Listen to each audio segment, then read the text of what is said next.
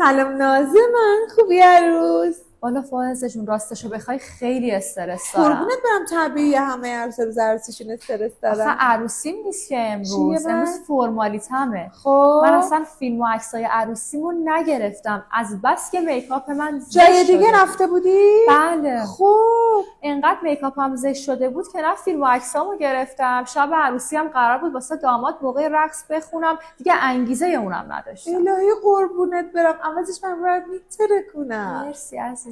فائزه جون ببین تو رو خدا عکسمو.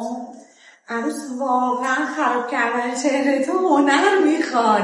تو یه لنز گذاشتی پوستتو زدی بیستشو، اینقدر خوشگل شدی و عوض شدی. من میگم نخون. هر چی عروس تو این استا دیدم خوانندگی میکردن جالب نبوده. بساط قیمت یه سال فامیلتون جون میشه. وا فائزه جون مگه میخوام عروس چقدر قشنگه، مگه میخوام اینو بخونم. دوست داری خودتو؟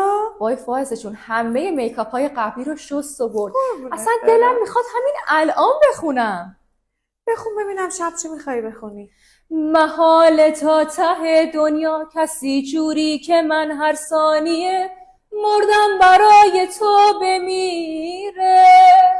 محال یک نفر پیدا شه این عشق و بتونه یک نفس از لحظه های من بگیره.